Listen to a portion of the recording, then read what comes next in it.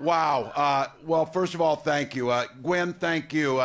She's not just Minnesota's first lady, she's my best friend, and we've been on this journey together. She's an incredible teacher, incredible mom, just an incredible neighbor, so I'm grateful for that. Samuel, thank you for kicking this thing off. I have to say, Wisconsin, look, you took another Minnesotan over here. But as Gwen said, it's good to be with neighbors. I do have to say, too, we're incredibly blessed in Minnesota between Senator Amy Klobuchar and Senator Tina Smith. We have got some good ones. And they've got an incredible partner, not just for Wisconsin, but for this whole country. Send Tammy Baldwin back to the Senate, please. So look, I was thinking between Minnesota, you hear those three powerful leaders in there? So between Minnesota and Wisconsin, 3 out of 4 ain't bad. And so we'll get that other one, though. Don't worry about that. I did see this, and I want to send a huge thank you to my friend Ron Kind. When I was a school teacher going to run for Congress, I went out to Washington, D.C., and I wanted to meet with some people, and 3 people took meetings. I don't necessarily blame them, but one of those people who took that meeting was Ron Kind. And that means a lot to me. It means a lot. It means a lot. I learned an awful lot with that. And what I do know is that this district was represented as well as any place in the country under Ron Kind. So I would encourage you, elect Rebecca Cook to that seat and make sure it gets done. Elect Rebecca Cook in there. We're traveling with some of them. We're kind of, this journey we're on, I do want to give a big thank you to. Gwen is not only managing all this, we're all both together managing a 23 and an 18-year-old. I wanted to send my shout out while I get the chance to Hope and Gus. They've been fantastic on this journey. They've been fantastic. And good to be in here. We landed and we had to go across the river back in over to La Crescent, to come around. I know. So I'm like, I'm over there bragging, this is my congressional district. And I'm telling the Secret Service right around the corner is a really great Quick Trip and an Apple Store. So, I'm in Pennsylvania. There's this big fight out there between Wawa and Sheetz, the convenience stores. And they said, what's your feeling on this? And I just split the middle with Quick Trip right down there. So that's the way to do it. But look, all of you came out today, Monday. We are within 24 hours of polls opening. You could be anywhere. You came here because you love this country, and I'm grateful to each and every one of you for doing that. The thing is upon us now, folks. I know there's a lot of anxiety, but the decisions that are made over the next 24, 36 hours when those polls close will shape not just the next 4 years, they will shape the coming generations. We've got a chance, and it's a rare thing to do in the moment that we're living in, to elect a new generation of leadership, a new way forward, a hopeful, unified America that holds true to our values. That's why you're here today. And it's been 100 days. I could not be prouder to be on this ticket. Also very surprised. My pro tip is when you're expecting an important call, take it the first time. So you should do that. But to be with Kamala Harris, someone who from her first days, she walked into the courtroom as a prosecutor and said, Kamala Harris for the people. She did that then as a district attorney, as the attorney general of this nation's largest state, as a United States senator, and as vice president of the United States. She has fought every single day and sided with one client, the people of America.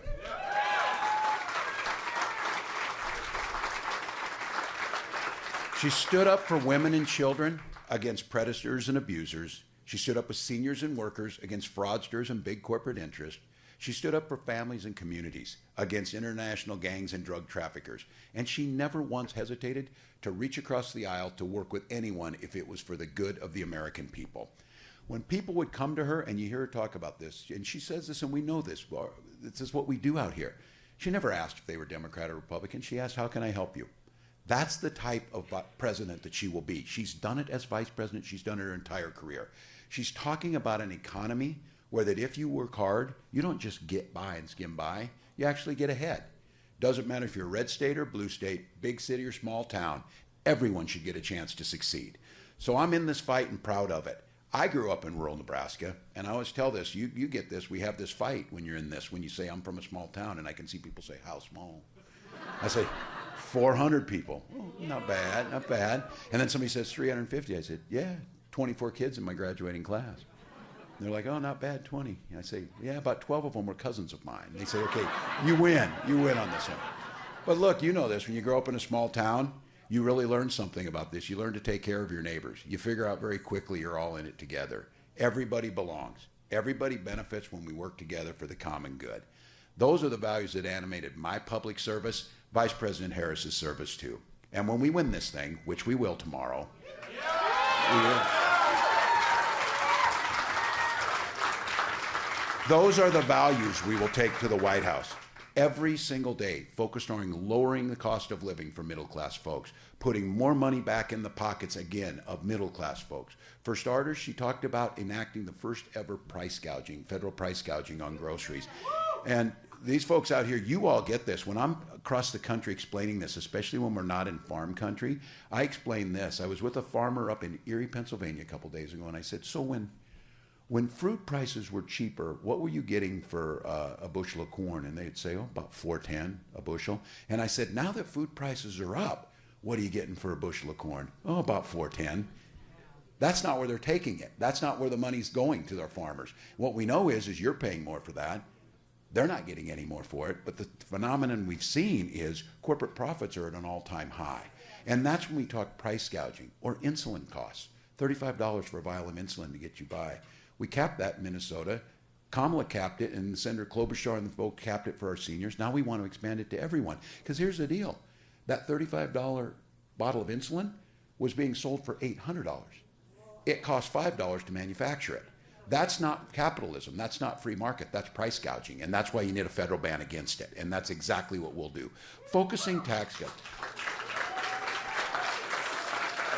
We saw this in the genius during the COVID pandemic when we focused tax cuts to the middle class, when we were making sure that the child tax credit impacted families. Kamala's talking about $100 million Americans seeing a tax cut. No one making $400,000 or less will see any increase in taxes, and the focus will be on a $6,000 child tax credit to lift children out of poverty. It worked during COVID.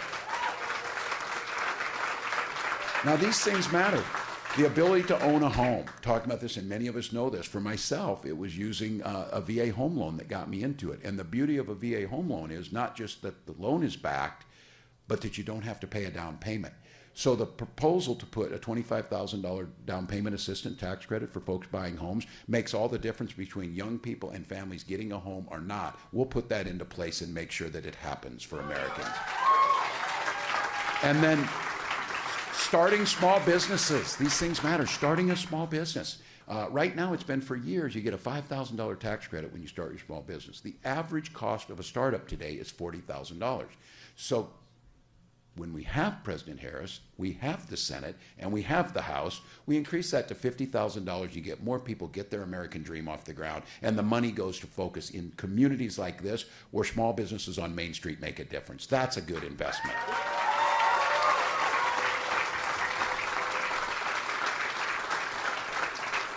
And I think most of us know, you saw it at the convention in the summer, and you see Vice President Harris walk out to Freedom, the song. Well, it's a great song, but it's not just a song. It's foundational to what we're talking about. You hear us talk about freedom a lot. And freedom means you make the decisions on your health care. You make the decisions on who you love. You make the decisions on the books you read. You make those decisions, not politicians. That's what freedom looks like. Freedom for seniors to retire with dignity and grace. This idea of listening to the other side talk about cutting Social Security and cutting Medicare, that's the exact opposite thing we should be doing.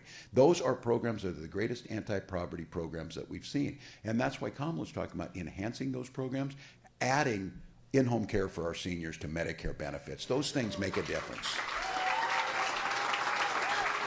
And we've seen it across this country. Freedom means a lot of things. That freedom to retire with dignity, freedom to make your own decisions, and freedom to send your children to school without worrying they'll be shot dead in their schools. That's a big thing. And I know across this country, whether it's Pennsylvania or whether it's here in Wisconsin, I understand people own guns, like myself. I'm a veteran, I'm a hunter, I'm a gun owner. Kamala is a gun owner. And what we know is that you can defend, and we have, the Second Amendment, but also uphold our first responsibility, protecting our children in our communities. Those things you can do.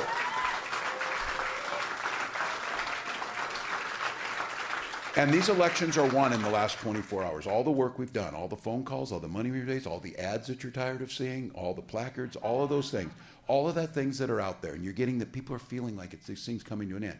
But the purpose of all of that is to get folks to have that sticker on them that says I vote. And folks have to be motivated on where they go. So I would talk to the guys and have you talk to others that are out there why this is such a big deal. And I would ask you in this moment to think of the women in your life that you love, daughters, wives, moms, aunts, uncles, sisters, whoever it is. Think about those women. Think about them. Those people, those women, this election is truly about their lives are at stake. We're seeing it across the country. Maternal mortality rates in states like Texas have shot through the roof. A story comes out every single day because of Donald Trump's abortion ban that put 20 states under this ban. Our daughters now, those people you're thinking of, those loved ones that are in your minds right now, they have fewer rights than their mothers and grandmothers had. They are more at risk than they've ever been. But here's the good news. When we get that Senate, we get that House, we elect Kamala Harris, they will send over the restoration of Roe, making reproductive rights enshrined into law, and President Harris will sign it.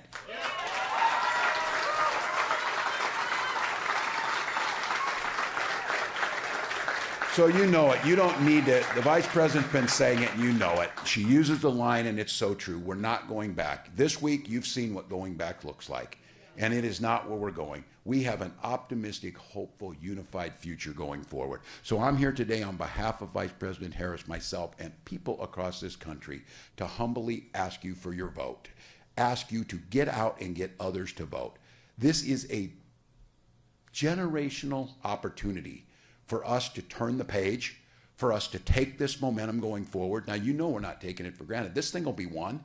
This election quite literally could be won through the state of Wisconsin, and it could be won right here through La Crosse for the work that we're doing. That's how close this thing could be. So we're taking nothing for granted. We're taking nothing for granted. We're asking you to get out there and get it done. And I ask all of you, when do you get this opportunity that we are in a moment? I know it's stressful. Everybody's out there and you're like, oh, you're on this, the polar coaster, as they call it. Oh, we're winning. Oh, we're losing. Oh, we're winning. Did you see Iowa? Oh, no, Pennsylvania. And you go through all this, and everybody's all stressed out. Well, the antidote to that is to do something about it. Like all of you in here, how many have already voted? All right. How many are voting tomorrow and taking somebody with you, too? There you go. All right. This is where you get this opportunity. This is going to be, and there are billions of people around the world, can't imagine having the freedom to gather in a room like this to determine the future of how we want to be governed. A future that either goes backwards, is divisive, dark, and angry, or one that is hopeful, unified, inclusive, that gives us the rights that we know 250 years of patriots have kept this American experiment alive. So here's the deal for all of you, and even the young people in here. Someday, you're going to be in a rocking chair sitting on that porch, rocking away, and a little one's going to come home from school, and they're going to be studying the 2024 election. And they're going to ask you, what did you do when the American experiment was on the line? What did you do when rule of law was on the line? What did you do when women's reproductive rights and health care was on the line? What did you do to address big problems like gun violence and climate change? And you're going to be able to answer the folks in this room, every damn thing I could. Every damn thing I could. So folks, this is our time. This is our time. You saw it at the convention, you saw a change. We are not going to stand there and allow them to talk about freedom that takes away our freedoms. We're not going to allow them to take the flag and then plaster some guy's face on it. We're not going to allow it to happen. We're not going to let them talk about family and then do nothing to allow people to make those choices to start their own family and be able to thrive. We took those things back from them. And the fourth one that I said was personal for me is we took football back from them too, for damn sake. So we're not going to allow them to dictate to us. But this is an opportunity. We know if we fight for this thing, as the vice president says, we'll win this thing. We know that if we get out there and vote, we'll win this thing. So I'm asking you, make sure that anyone that you know that you call, let them know iwillvote.com/WI. You can go get that done. You can make sure they get to the polls. If there's someone you don't know about, and to the young people in here, crazy statistics for 18 to 25-year-olds. If you simply ask someone if they voted and you say you have voted, the chance of them voting almost doubles. If they don't get asked, they won't go. So if from you're out here, what difference make? If there's just somebody you're thinking of, if there's someone you can talk to, make that case to them. Because look, we're going to get an opportunity by tomorrow night, and we'll know our system, as we all know in this room, we have the fairest, the most secure elections in the world. We will count the votes, we will win on the votes, and we will be able to know that we had a part in not only moving on from 9 years of what we've seen, but to charting truly a new way forward. The rest of the world is watching us. So I got one request of you, Wisconsin. Win this thing for America. Get out there and vote. Let's get this done. Thank you all.